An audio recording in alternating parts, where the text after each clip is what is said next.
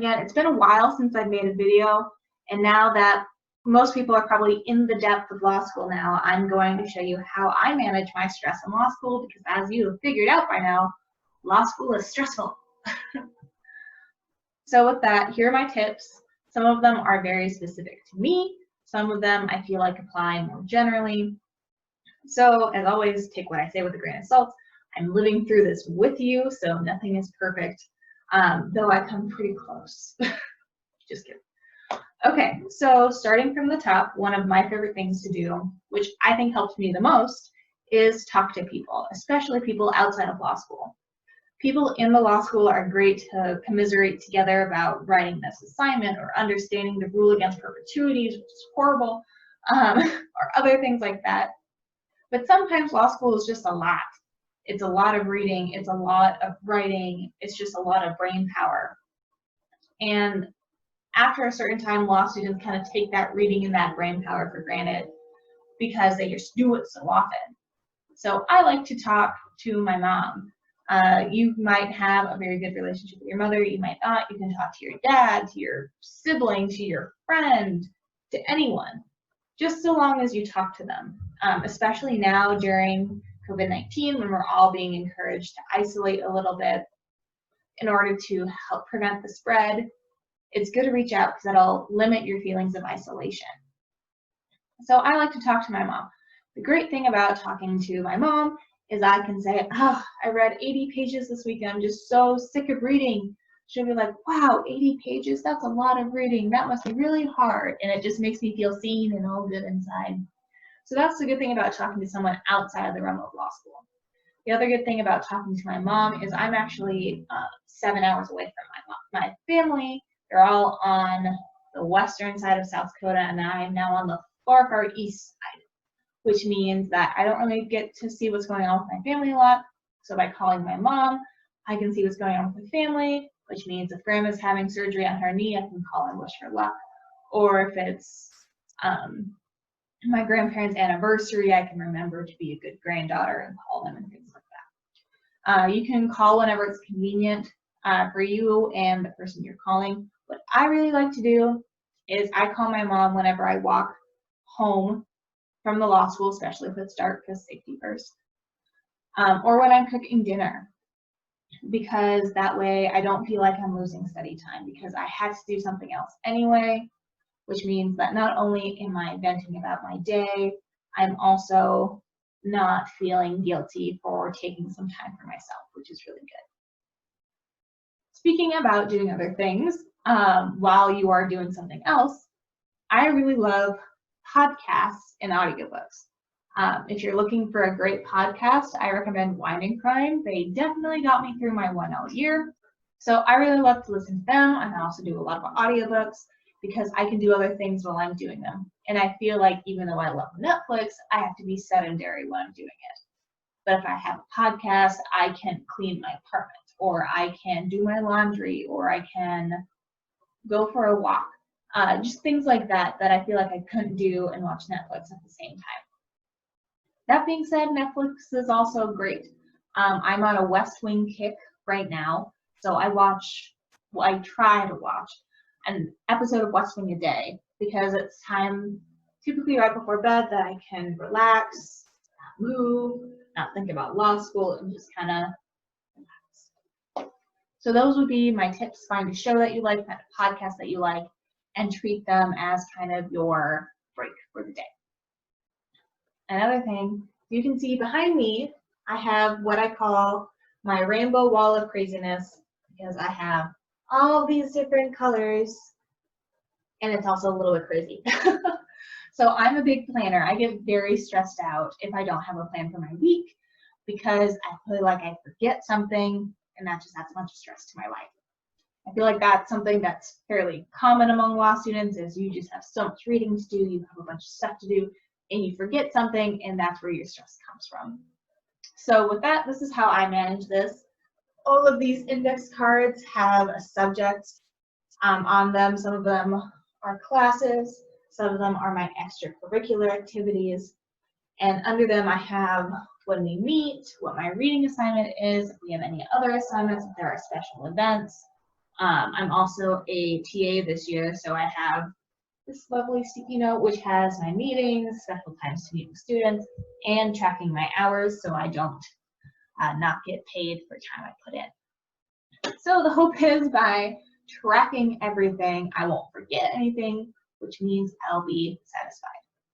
Not only do I have my rainbow index cards, I also have a weekly schedule up here. Also notice it's color-coded, which is great. Because this year, because of COVID, we have a lot of mixed classes that are some are in person, some are online, some are mixed. So most of my classes are online this year, but some certain things are in person, and it's easier for me to recognize that when my classes are filled in with a color, that means we're in person that day. So for example, nothing on Mondays highlighted, I don't have anything in person. Tuesday, Wednesday, Thursday, I have family law highlighted, and on Thursdays, I also have site checking and evidence highlighted because I need to be in person for those. So that's how I handle kind of my scheduling things.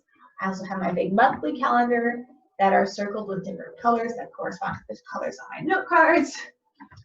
So it's a wall of rainbow craziness, but it helps me feel real good in planning.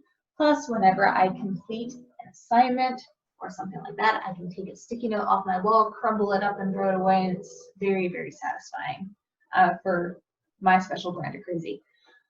So that's another tip, is plan when you can. Of course, you can't plan for everything in your life, so be able to pivot. But just for me, seeing it visually on the wall, the things I need to do, helps me plan, helps me feel in control, and therefore less stressed.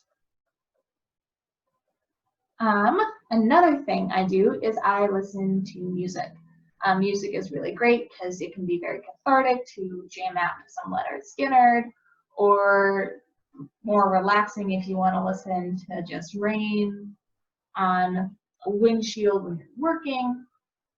So it just kind of helps you feel, puts you in the right mood for what you need to do. If you need to relax, you can listen to something relaxing. If you need to be amped because you have a 1L competition coming up, it gets you amped. So that's something that really helps me, is listening to music.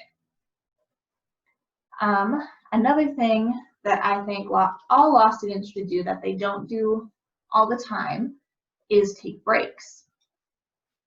Law school is a marathon, and you're not going to make it through if you don't take a break every now and then. So what I like to do, what works well for me, is on Fridays, I'm typically done by noon, so I take the rest of Friday off. I don't do anything law school related if I can help it, which means that I can do household things that need to get done, which make me feel accomplished, but I can also just kind of chill out, which means on Fridays, what I do is I clean my apartment, I do my laundry, which means I can watch West Wing while I'm folding laundry, I can listen to podcasts while I'm vacuuming or doing this, that, and the other. So that would be my advice for you: take a break when you can, but also recognize you can't have a break all the time. What I like to do for my own personal peace of mind is I like to do all of my readings for the week on the weekends. So on Friday, I take my afternoon off, and then Saturday, Sunday, I do all my readings for all the classes that I have. Now, this doesn't work for some people, but it works for me because it gives me a chance to really spend a lot of time with the readings on the weekend, and then right before class, I can just kind of skim over the cases, look at my case briefs, look at my book briefs, and just be like, okay, this is what this case is about, this is what this section of the reading was about, which makes me feel ready to discuss it. And then the other nice thing about that is that means I can be done with law school after dinner most nights of the week. Of course, that doesn't apply always, because sometimes you have assignments, sometimes you have a test coming up and you need to study, but that's one thing I really like about getting my reading done on the weekends, is I can feel like I have a little bit more free time during the week. Another big thing that I think law students don't do enough is celebrate when you can. Law school is stressful, law school is hard, so when you finish an assignment, take a moment to celebrate that. It doesn't have to be a huge, big to-do. It can be, like if you finish finals and you want to go ham with your friends, do it. More power to you. But let's say it's a midterm exam. You finish it, there's still 5,000 other things to do. What I like to do in those situations is maybe take an extra hour to watch an episode of your favorite show, or maybe order takeout, do a face mask from the $2 bin at Walmart, just things like that, little things that help you recognize that I did a good job. Another thing I like to do is probably when it comes closer to finals, I'll have little sticky notes under my rainbow wall of craziness that say, congrats, you did it. It seems small, but just having that there really shows that you're a good thing. It's a good thing and you're doing good work and you've done it and you should be happy with that. I also like to keep little positive notes. So like, I'm a big Carrie Underwood fan. If you guys need a good pump up song and you're looking for one, Champion is really great. So this is her definition of champion in that song. I wrote it down. It just helped me to look at it and remember that it takes courage, attitude, motivation, perseverance, integrity, etc., etc., etc., to be a champion. So something a little silly, but just seeing those encouraging notes throughout the day will really help you feel not only encouraged, but also a little bit less stressed because you feel like you have it more under control, because if you're encouraged, you're confident, and if you're confident, you feel like you can accomplish what you need to, which will make you less stressed out. All right, some things that I do that are very personal to me is I love to cook. Not good at it yet, but I love to do it, especially when I'm super stressed out. I like to make a meal that makes me think of home, that my mom makes all the time, and that varies depending on the time of year. For example, it's just starting to get cold and drizzly here in South Dakota. I know it's only September, but fall is like 2 days. So it's 45 degrees out, it's raining and it's cold. So I like to make potato soup. It's a little bit extra time because you have to peel potatoes and then boil the potatoes and do whatever you do with potatoes to make the soup, which means that it's extra time for me to kind of decompress, to focus on something else. And I also get a really great meal out of it that kind of helps me feel like I'm at home. So that's one thing I like to do is cook, especially when I'm super stressed out. Another thing I do is clean. If I'm very stressed out, I will deep clean my apartment, which means everything comes off the shelves, screens come out of windows, my fridge is cleaned, my baseboards are washed, because not only do I think it's incredibly satisfying to be in a clean house, but I also work better in organized environments. So if something's out of place, it bugs me. So if I put it back, I'll feel more able to get what I need to get done because I'll be focusing on that task rather than cleaning my apartment. So those are what I like to do. I talk to people, I listen to podcasts, I plan extensively, clearly. I listen to music, I clean, I cook, I take breaks when I can, and I celebrate when I can. And it just kind of helps me feel better all the way around. Of course, some people really like to exercise. If you're one of those people, kudos to you, because I would rather chop off my left leg than go for a run. But some people really like it. Good for you. I sometimes try to take a walk occasionally. I walk to school every day. It gets me out in the sunshine, which is great. It gives me a little bit of exercise. And it's also not very hard. So if you're a person that likes to exercise, good on you. And then other people develop not so healthy ways to cope.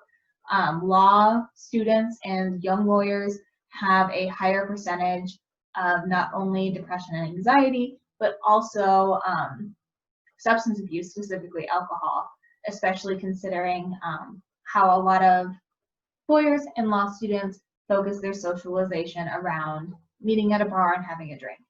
And now there's nothing wrong if you have a drink occasionally or a beer with dinner or whatever else, but realize when it's being unhealthy. South Dakota has a really great program called Lawyers Helping Lawyers. You should reach out to them. Also, at the end of this video, which we're almost done with, so congrats, you've made it through, I'm going to post the National Suicide Hotline and then some resources for South Dakota attorneys.